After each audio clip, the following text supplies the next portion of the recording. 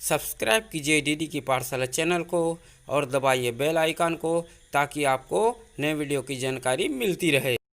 Hello my dear student and friend, आज हम English reader class 7 lesson 8 A serious talk का question answer जानेंगे। आप देख रहे हैं डीडी की पाठशाला। मैं हूं आपका गुरुजी दानेश्वर ध्रुव जी। तो करते हैं क्वेश्चन का आंसर बनाना शुरू जी।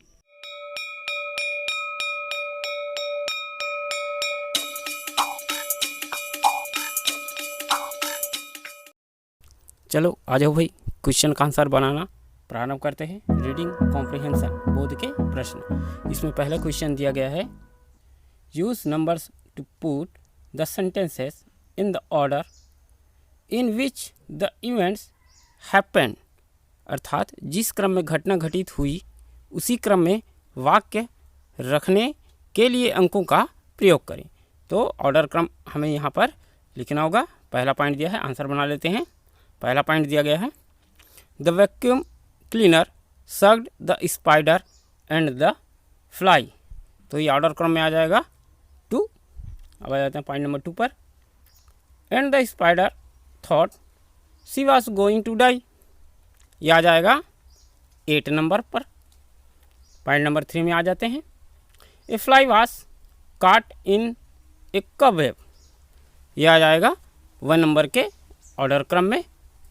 अब आ जाते हैं पॉइंट नंबर 4 पर।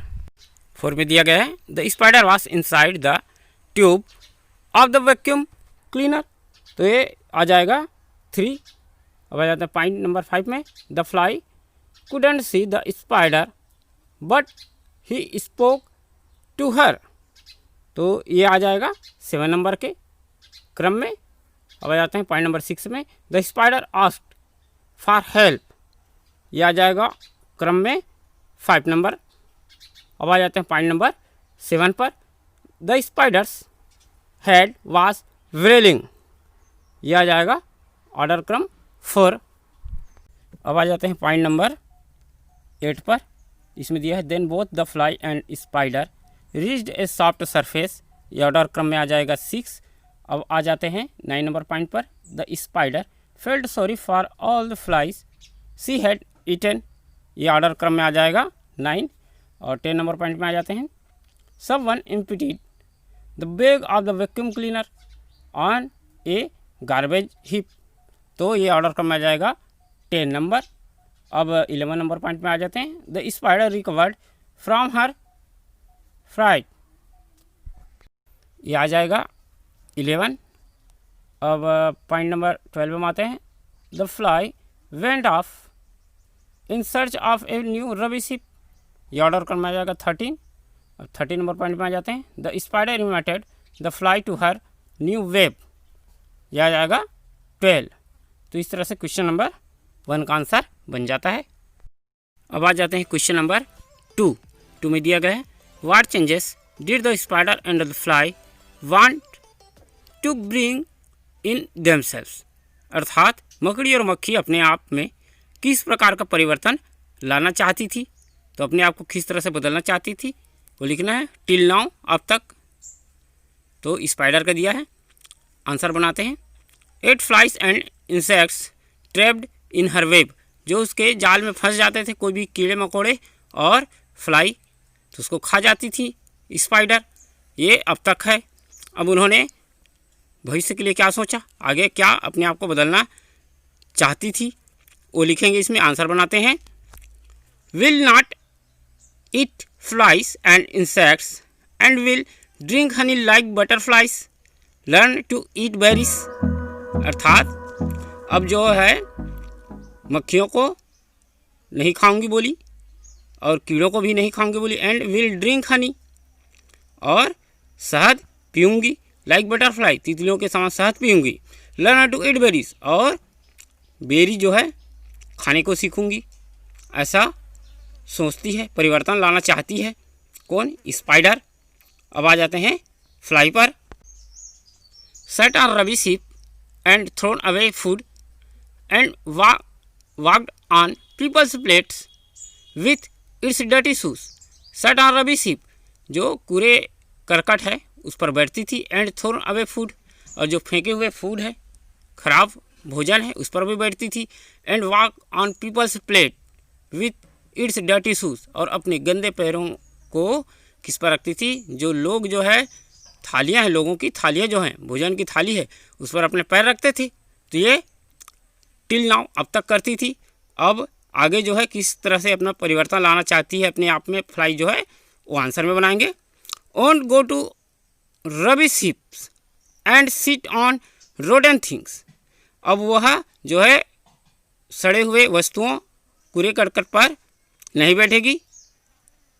And would not walk on anyone's plate with dirty legs, और अपने गंदे पैर को किसी के भोजन में अर्थात भोजन की थाली में नहीं रखेगी, ऐसा वादा करती है।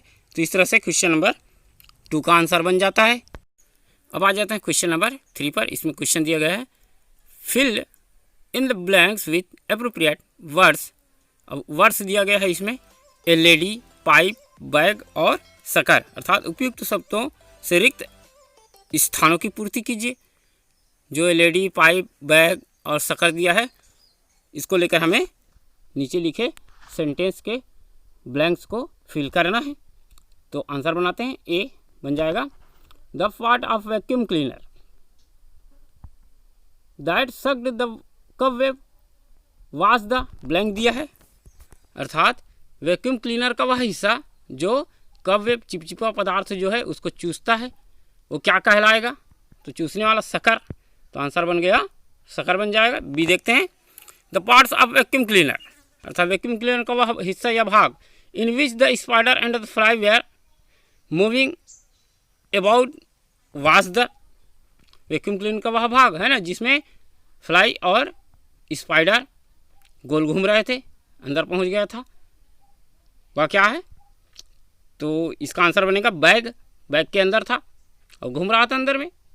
सी देखते हैं the part of the vacuum cleaner that was emptied on the garbage was the, ये क्या है ना, तो किसके माध्यम से जो गार्बेज है, कूड़ा करकट है, उसको खाली करते हैं, तो आंसर बन जाएगा पाइप। डी देखते हैं the vacuum cleaner was operated by a, जो वैक्यूम क्लीनर है किसके द्वारा चलाया जा रहा था, कौन चला रही थी या चला रहा था, तो आंसर बन जाएगा एलईडी, एक स्त्री जो है चला रही थी। तो इस तरह से क्वेश्चन नंबर 3 का आंसर बन जाएगा। अब आ जाते हैं वोकैबुलरी, शब्दों को शब्द भंडार। इसमें पहला क्वेश्चन दिया गया है write names of insects that can be trapped in the spider's web, use the clue given below, अर्थात उन कीड़ों के नाम लिखिए जो मकड़ी के जाल में फंस सकते हैं या फंस जाते हैं, है ना। नीचे दिए संकेतों का हमें प्रयोग करना है, तो क्लू दिया है उसका प्रयोग करेंगे और इन वेब को हमें पूर्ण करेंगे। तो आंसर बनाना प्रारंभ करते हैं। पहला दिया है क्लू, देखते हैं क्लू को देखते हैं। अ 3 लेटर्स नेम, 3 अक्षर वाले नाम, एंड इज वेरी स्मॉल, और जो बहुत छोटी होती है, छोटा होता है, वो क्या है, तो ये आ जाएगा आंसर में फ्लाई, अर्थात मक्खी। अब आ जाते हैं बी नंबर पर। बी में दिया है it is green in colour, इसका रंग जो है हरा होता है। होप्स इन फील्ड, जो मैदान में क्या करते हैं, कूदते हैं, कूदते रहते हैं, तो ये आ जाएगा ग्रास ऊपर। सी देखते हैं it bytes you at night, जो तुम्हें रात में काटता है या काटती है, कौन है, तो ये आ जाएगा आंसर में मच्छर, अर्थात मस्कीटो। डी देखते हैं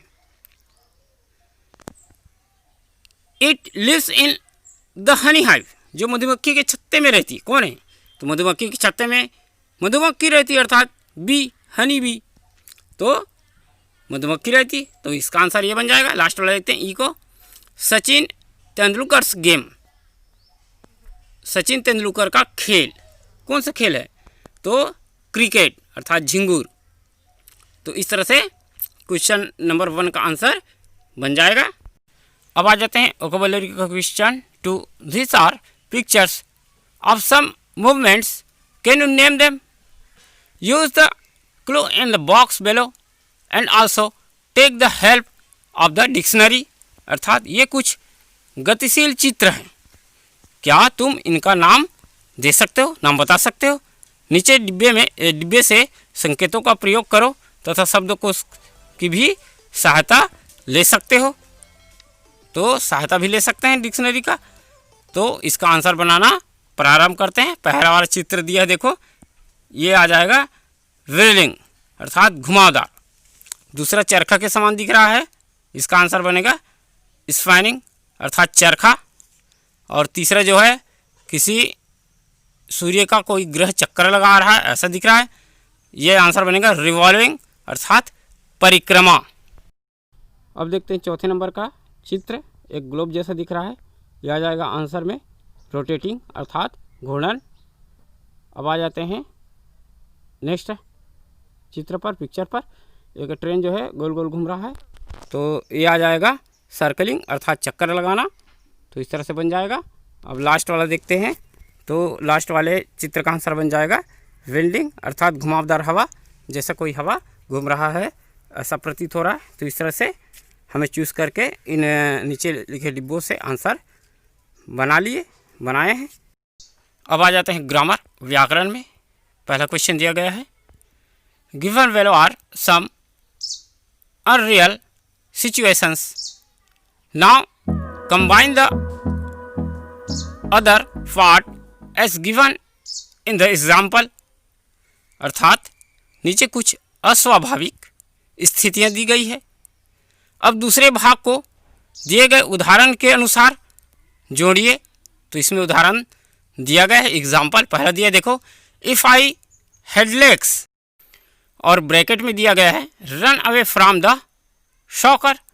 अब नीचे देखो आंसर बना के दिया गया है, इफ़ आई हैड लेग्स, अगर मेरे पैर होते तो I would run away from the shocker, मैं तस्तरी से भाग जाता, अर्थात जो प्लेट है जिस पर चाय का कप खड़ा हुआ है उससे भाग जाता, ऐसा बोल रहे। अगर मेरे पास पैर होते तो मैं तस्तरी से भाग जाता अर्थात प्लेट से भाग जाता। इस तरह से एग्जाम्पल दिया गया है। वैसे ही निम्न चित्रों को देखकर हमें ऐसे ही सेंटेंस बनाना है। तो बनाना प्रारंभ करते हैं। एक मटका और एक कमे वाला चित्र दिया है, इसमें सेंटेंस दिया देखो, if I had a straw, bracket में दिया है ड्रिंक द वाटर। तो आंसर बनेगा इसका, if I had a pipe अर्थात straw, if I had a straw I would drink the water.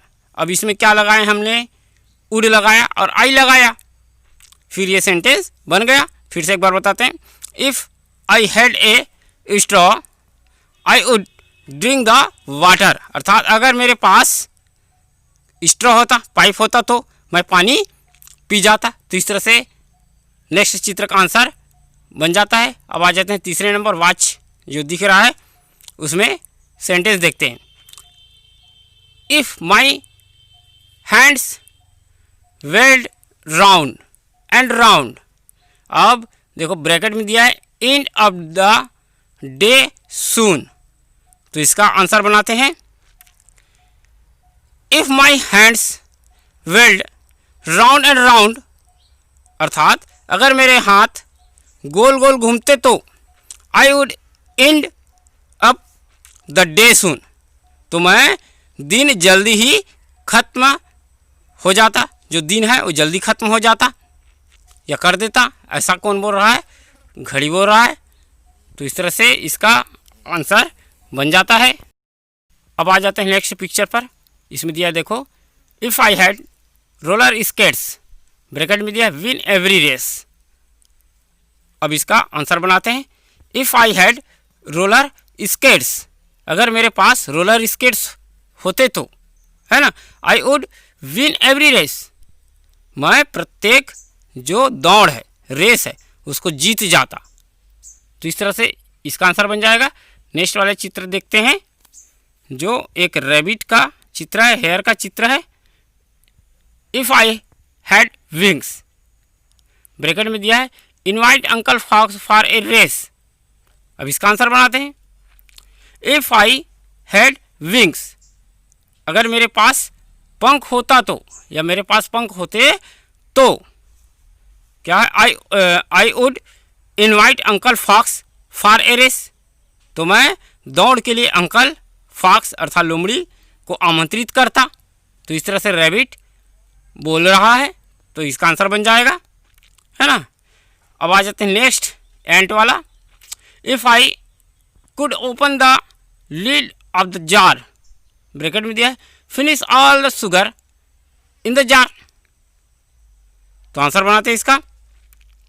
If I could open the lid of the jar, अगर मैं jar का ढक्कन खोल सकता तो, अगर मैं जार का ढक्कन खोल सकता तो, I would finish all the sugar in the jar, तो मैं उस जार डिब्बे के सभी शक्कर को क्या कर देता, खत्म कर देता।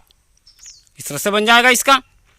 अब लास्ट वाला देखते हैं, लास्ट चित्र जो है इसमें दिया गया है sentence, if I had A stool, bracket में दिया है, eat all the grapes. Answer बनाते हैं, if I had A stool, अगर मेरे पास स्टूल होता तो, I would eat all the grapes, तो मैं सभी अंगूर खा जाता। तो इस तरह से अंत वाले चित्र का आंसर बन जाता है और ग्रामर वाले पोर्शन का आंसर बन जाता है। आशा करता हूँ यह वीडियो लेसन आपको अच्छा लगा होगा तो हमारे चैनल डीडी की पाठशाला को सब्सक्राइब कीजिए और बेल आइकन को दबाइए ताकि आपको नोटिफिकेशन के माध्यम से नए वीडियो की जानकारी मिलती रहे। तो इसी आशा के साथ आज का ऑनलाइन क्लास समाप्त करते हैं। जय हिंद, जय भारत, जय छत्तीसगढ़।